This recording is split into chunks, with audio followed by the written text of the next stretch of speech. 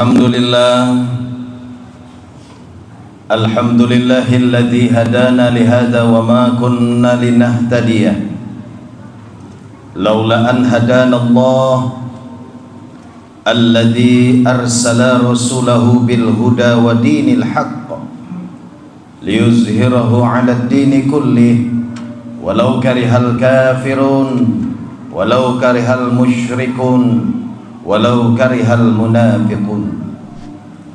Ashhadu an la ilaha illallah wahdahu la syarika lah wa ashhadu anna Muhammadan abduhu wa rasuluhu la nabiyya ba'dah. Allahumma fassalli wa sallim wa barik ala sayyidina Muhammadin wa ala alihi wa ashabihi rasulillahi ajma'in. Qala Allah Ta'ala fi kitabihil karim, a'udzu billahi minasy syaithanir rajim, ya ayyuhalladzina amanu taqullaha haqqa tuqatih wa la tamutunna illa wa antum muslimun. Faqala aydan, ya ayyuhan nasu taqu rabbakumul ladzi khalaqakum min nafsin wahidah wa khalaqa minha zawjaha wa bassa minhuma rijalan katsiran wa nisaa'a wattaqullaha alladzi tasaaluna bihi wal arham innallaha kana 'alaikum raqiba. Faqala aidan, subhanalladzi asra bi'abdihi laylan minal masjidil harami ilal masjidil aqsa alladzi barakna haulahu linuriyahu min ayatina innahu huwas samiul basir. Faqala Rasulullah sallallahu alaihi wasallam, man kharaja talabul ilmi fahuwa fi sabilillahi hatta yarji'. Sadaqallahul azim wa sadaqa rasuluhun nabiyyul karim wa nahnu ala dhalika minasy syahidin wasyakirin walhamdulillahi rabbil alamin. Ma'asyiral muslimin, jamaah salat Jumat rahimakumullah, adalah mengajak bertakwa salah satu bagian dari rukun khutbah di dalam setiap Jumat, karena para ulama bersepakat bahwa Mengajak bertakwa ini bagian dari rukun dan tidak sah seorang khatib menyampaikan khatibnya jika tidak mengajak bertakwa kepada jamaahnya. Maka oleh karena itu pada hari ini saya sebagai khatib Jumat pada hari ini juga mengajak jamaah sekalian, teruslah kita senantiasa berikhtiar, berusaha untuk meningkatkan iman dan takwa kita kepada Allah Subhanahu wa ta'ala. Yang para ulama mendefinisikan takwa itu berusaha, berikhtiar untuk menjalankan perintah Allah dan berusaha juga untuk menjauhi larangan-larangannya. Sehingga tiap-tiap Jumat itu diwajibkan mengajak bertakwa. Tentu ada hikmahnya, supaya kita setiap Jumat sejumat sekali untuk merefresh iman kita, supaya kita lebih bertakwa kepada Allah Subhanahu wa ta'ala. Ma'asyiral muslimin, jamaah salat Jumat rahimakumullah. Kita hari ini berada di bulan Sya'ban. Kalau tidak salah tanggal 6 Sya'ban pada hari ini. Tentunya sebelum Sya'ban kita kemarin berada di bulan Rajab. Ada satu doa yang diajarkan Rasulullah sallallahu alaihi wasallam kepada kita tentang bulan Rajab dan Sya'ban ini. Allahumma barik lana fi Rajab wa Sya'bana wa ballighna Ramadan. Ya Allah, berkati umur kami di bulan Rajab dan di bulan Sya'ban, dan sampaikan umur kami ke bulan Ramadan. Tentunya doa ini yang diajarkan Rasulullah SAW ini mempunyai hikmah. Kita meminta kepada Allah untuk diberkati, untuk dibimbing kita di bulan Rajab dan Sya'ban. Ada satu ilustrasi. Bulan Ramadan itu adalah bulan kompetisi. Bulan Sya'ban adalah bulan pemanasan. Bulan Rajab adalah bulan latihan. Jika kita ilustrasikan bulan Ramadan sebagaimana Allah Subhanahu wa ta'ala mengatakan di dalam Al-Quranul Karim, ya ayyuhalladzina amanu kutiba alaikumus syiyam kama kutiba alal ladzina min qablikum la'allakum tattaqun. Allah menyuruh kita para orang-orang yang beriman ini untuk melakukan puasa dengan tujuan untuk mendapatkan medali dari Allah yang namanya takwa. Nah, tentu untuk mendapatkan takwa membutuhkan latihan. Ibarat sebuah kompetisi, di kampung kita ini ada pertandingan bola umpamanya. Kita tidak pernah main bola, tidak pernah latihan, tidak pernah pemanasan, ujuk-ujuk ikut pertandingan.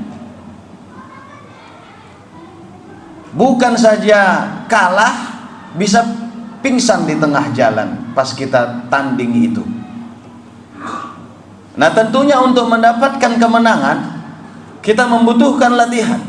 Bulan Rajab itu adalah latihan untuk menghadapi di bulan Ramadan. Bulan Sya'ban ini adalah bulan pemanasan untuk masuk ke dalam bulan Ramadan. Latihan apa? Bukan saja latihan berpuasa, tapi yang paling penting adalah latihan menjaga hal-hal yang membatalkan pahala puasa itu. Menjaga mulut, menjaga hati, menjaga pandangan, menjaga semua anggota tubuh kita. Karena betapa banyak besok di Ramadan nanti orang yang berpuasa hanya mendapatkan haus dan lapar saja, kata Rasulullah. Dan sebagai fenomena yang kita perhatikan juga di bulan Ramadan nanti, Ramadan pertama sampai sepertiga Ramadan, banyak orang yang ke masjid melakukan tarawih, tapi seminggu setelahnya mulai menyusut karena mereka tidak melakukan latihan di bulan Rajab ini. Yang kedua, jamaah sekalian, bulan Sya'ban yang saya katakan bulan pemanasan ini, Rasulullah SAW juga mencontohkan sebagaimana yang disampaikan Aisyah radhiyallahu anha Aku tidak pernah melihat Rasulullah melakukan puasa sebanyak di bulan Sya'ban, tidak seperti di bulan-bulan yang lain. Terkadang aku melihat dia berpuasa sehingga aku mengira dia tidak berbuka, maknanya puasa terus. Dan di sisi lain kadang aku melihat dia berbuka dan tidak berpuasa. Intinya Rasulullah SAW juga mencontohkan bahwa di bulan Sya'ban ini Rasulullah banyak melakukan puasa, lebih banyak dibanding bulan-bulan yang lain. Untuk apa? Untuk pemanasan ke bulan Ramadan nanti. Kemudian jamaah sekalian, di bulan Rajab kemarin ada satu peristiwa yang semua kita tahu, adalah peristiwa Isra wal Mi'rajnya Rasulullah sallallahu alaihi wasallam. Peristiwa Isra Mi'raj ini adalah sebuah peristiwa yang tidak mungkin terjadi lagi. Diawali kata subhanalladzi asra bi'abdihi, maha suci Allah. Jika di Al-Quran dimaktubkan kata subhana, kata mufassirin, kata ulama, jika ada kata subhana di dalam Al-Quran, bahwa kejadian itu, peristiwa itu hanya Allah yang bisa lakukan, tidak mungkin yang lain. Bi'abdihi, Allah katakan hambaku, yaitu Rasulullah sallallahu alaihi wasallam. Diteliti dalam Al-Quran bahwa nama Muhammad sallallahu alaihi wasallam hanya 4 kali disebutkan Allah di dalam Al-Quran. Kalau Nabi Musa 70 kali lebih, Nabi Yusuf banyak, dan nabi-nabi lain juga banyak namanya. Tapi Rasulullah hanya 4 kali namanya Muhammad. Namun perlu kita garis bawahi bahwa Allah Subhanahu wa taala tidak memaktubkan nama tetapi pangkat Rasulullah sallallahu alaihi wasallam. Dan pangkat tertinggi dari pangkat-pangkat yang diberikan Allah adalah abdihi, hambaku. Kita mengaku hamba Allah, tapi belum tentu diakui Allah sebagai hambanya. Mulut kita mengatakan hamba Allah, tapi kelakuan kita kadang mengatakan kita hamba duit. Mulut kita mengatakan kita hamba Allah, mulut kita tapi kelakuan kita terkadang menunjukkan kita hamba jabatan. Mulut kita mengatakan hamba Allah, tapi kelakuan kita hamba dunia. Begitu azan berkumandang, kita disibukkan dengan urusan-urusan dunia. Begitu Allah Subhanahu wa taala memanggil kita melalui muazzin, kita disibukkan dengan urusan-urusan yang lain. Itu kita katakan kita hamba Allah. Pastinya Rasulullah sallallahu alaihi wasallam adalah hamba Allah yang telah diakui oleh Allah Subhanahu wa taala. Satu ilustrasi, contoh umpamanya kita menghormati seseorang, tentunya orang itu kita tidak panggil namanya. Umpamanya Pak Camat ketemu dengan kita di jalan, tentu kita mengatakan Pak Camat, tidak namanya. Itulah salah satu bukti bahwa Allah memaktubkan nama Rasulullah dengan pangkatnya, kadang dengan namanya bersama pangkatnya, dan seterusnya. Yang kedua, jamaah sekalian, peristiwa Isra Mi'raj ini terjadi karena 3 hal. Pertama, bahwa di zaman itu sebelum Rasulullah sallallahu alaihi wasallam di Isra Mi'rajkan oleh Allah, telah terjadi tahun duka cita. Wafat istrinya yang bernama Siti Khadijah dengan pamannya yang bernama Abu Talib. Begitu duka laranya Rasulullah. Kenapa begitu berduka Rasulullah dengan wafat istrinya? Kita ketahui sewaktu itu, sebelum nikah dengan Rasulullah, Siti Khadijah adalah orang terkaya di Jazirah Arab. 2/3 kota Makkah itu adalah kekayaan milik Siti Khadijah. 2/3. Tapi menikah dengan Rasulullah sewaktu mendapat wahyu umur 40 tahun, sedikit demi sedikit harta yang begitu banyak habis terkuras dan tergiras. Tetapi sewaktu di akhir hayatnya Siti Khadijah mengatakan kepada suaminya Rasulullah sallallahu alaihi wasallam, dia tidak pernah menyesal dengan harta yang habis. Dia tidak mempunyai harta, hanya ada baju di badan, itu pun 20 tambalan. Bahkan Siti Khadijah di akhir hayatnya di pangkuan Rasulullah sallallahu alaihi wasallam mengatakan, "Ya Rasulullah, kita dulu orang berada, kita dulu orang punya, kita dulu orang kaya." Dia tidak mengatakan aku dulu orang kaya. Dia mengatakan kita orang kaya. Tapi sekarang kita sudah tidak punya apa-apa. Jika aku mendahuluimu dan aku mati duluan, kemudian tulangku bisa engkau jual untuk kepentingan agama Allah ini, silahkan engkau jual, kata Siti Khadijah pada masa itu. Bagaimana tidak sedih dan duka laranya Rasulullah, seorang istri yang sangat mencintainya dan mencintai agama Allah ini, tidak pernah menyesal dengan apa yang dia miliki habis terkuras. Harta yang begitu banyak tinggal baju di badan. Maka wajarlah Rasulullah SAW bersedih dan berduka lara. Kemudian pamannya yang bernama Abu Talib, yang selalu di belakang beliau membela beliau, dan tidak ada yang berani mengusik Rasulullah SAW jika ada pamannya itu juga wafat. Maka Allah Subhanahu wa taala menghibur Rasulullah SAW, bukan jalan-jalan ke Mesir, bukan jalan-jalan ke Jerman, tapi jalan-jalan ke langit ketujuh sampai ke Sidratul Muntaha. Kemudian peristiwa Isra Mi'raj itu untuk menunjukkan kebesaran Allah dan meyakinkan iman Rasulullah SAW. Karena setelah itu akan banyak cobaan-cobaan yang akan dihadapi Rasulullah SAW. Sebagaimana kata Allah, "Wa min ayatina," ingin kami tunjukkan kebesaran-kebesaran kami, kata Allah Subhanahu wa taala. Yang ketiga, yang paling penting dan semua kita ketahui, bahwa terjadinya Isra Mi'raj sampai Rasulullah SAW bercakap-cakap langsung kepada Allah Subhanahu wa taala melalui bacaan tahiyat yang kita baca. Begitu sampai di Siratul Muntaha dan Qarab, Rasulullah SAW mengucapkan kata-kata at-tahiyyatul mubarakatuh salawatut thayyibatu lillah, dengan pujian-pujian yang tinggi. Lalu Allah mengucapkan salam kepada Rasulullah, "Assalamu alayka ayyuhan nabi." Sekali lagi Allah katakan pangkatnya, tidak namanya. Allah tidak katakan "Assalamu alayka ya Muhammad", tapi Allah katakan "Assalamu alayka ayyuhan nabi rahmatullahi wa barakatuh".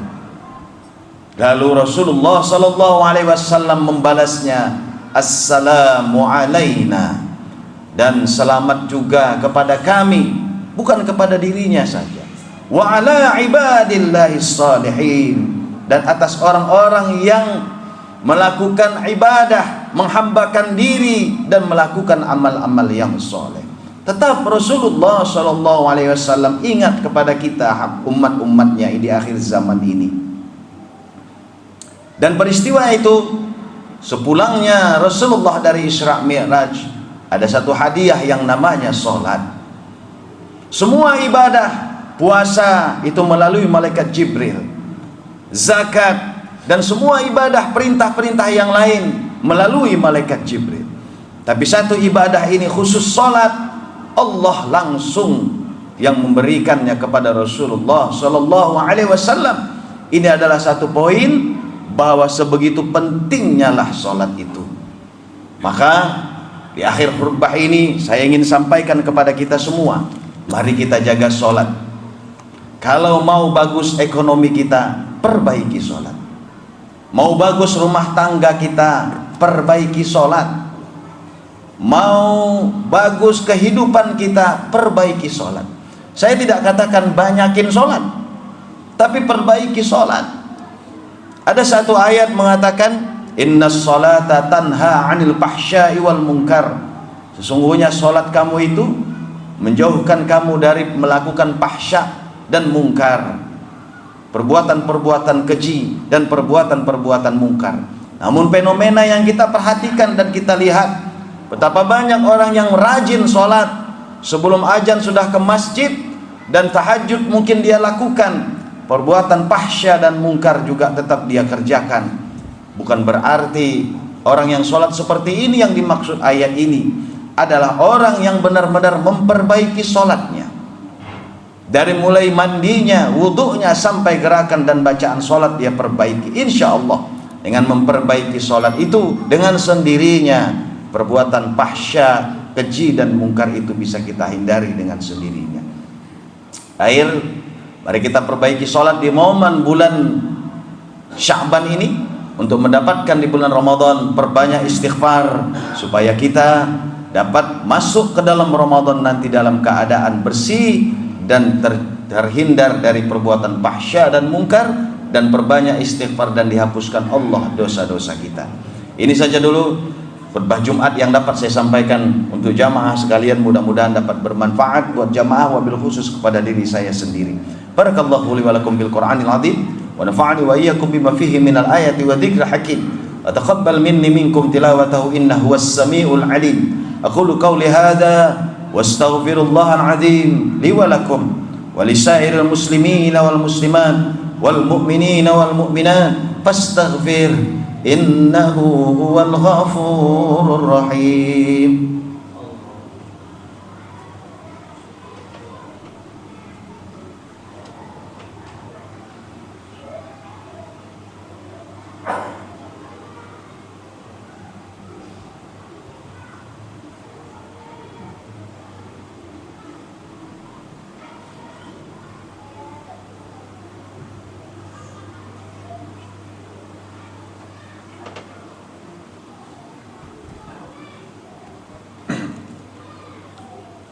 Alhamdulillah, alhamdulillahilladzi khalaqal mauta wal hayata liyabluwakum ayyukum ahsanu amala wa huwal azizul ghafur. Ashhadu an la ilaha illallah wahdahu la syarika lah, wa ashhadu anna Muhammadan abduhu wa rasuluh. Allahumma fassalli wa sallim wa barik ala sayyidina Muhammadin wa ala alihi wa ashabihi rasulillahi ajma'in. Faqala Allah ta'ala fi kitabihil karim, a'udzu billahi minasy syaithanir rajim. Ya ayyuhalladzina amanu taqullaha haqqa tuqatih wa la tamutunna illa wa antum muslimun. Hai orang-orang yang beriman, jadilah kalian orang-orang yang bertakwa dengan sebenar-benarnya takwa. Jika kalian tidak mampu menjadi orang yang bertakwa, karena orang yang bertakwa itu surga disediakan buat mereka masuk tanpa hisab, seminimal-minimalnya wala tamutunna illa wa antum muslimun. Jangan kalian mati kecuali dalam keadaan orang yang beragama Islam, yaitu yang berserah diri kepada Allah Subhanahu wa taala. Faqala aidan, ya ayuhan nasu taqu rabbakumul ladzi khalaqakum min nafsin wahidah wa khalaqa minha zawjaha wa bassa minhuma rijalan katsiran wa nisaa wattaqullaha alladzi tasaaluna bihi wal arham innallaha kana 'alaikum raqiba. Faqala aidan, innallaha wa malaikatahu yusalluna 'alan nabi ya ayyuhalladzina amanu sallu 'alaihi wa sallimu taslima. Allahumma salli wa sallim wa barik ala sayyidina Muhammadin wa ala ali sayyidina Muhammad kama sallaita ala sayyidina Ibrahim wa ala ali sayyidina Ibrahim wa barik ala sayyidina Muhammad wa ala ali sayyidina Muhammad kama barakta ala sayyidina Ibrahim wa ala ali Ibrahim fil alamin innaka Hamidum Majid. Allahumma ighfir lana wa lil mu'minina wal mu'minat wal muslimina wal muslimat al ahya'i minhum wal amwat innaka sami'un qaribun mujibud da'wat amin ya qadiyal hajat. Allahumma ahyina bil iman وآمتنا بالإيمان واحشرنا بالإيمان وأدخلنا الجنة مع الإيمان اللهم ثبتنا مع الإيمان وأخرجنا من الدنيا مع الإيمان ربنا اغفر لنا ولإخواننا الذين سبقونا بالإيمان ولا تجعل في قلوبنا غلا للذين آمنوا ربنا إنك رؤوف رحيم ربنا آتنا في الدنيا حسنة وفي الآخرة حسنة وقنا عذاب النار والحمد لله رب العالمين عباد الله إن الله يأمركم بالعدل والإحسان وإيتاء ذي القربى وينهى عن الفحشاء والمنكر والبغي يعظكم لعلكم تذكرون ولذكر الله أكبر وأقيموا الصلاة الله أكبر الله أكبر أشهد أن لا إله إلا الله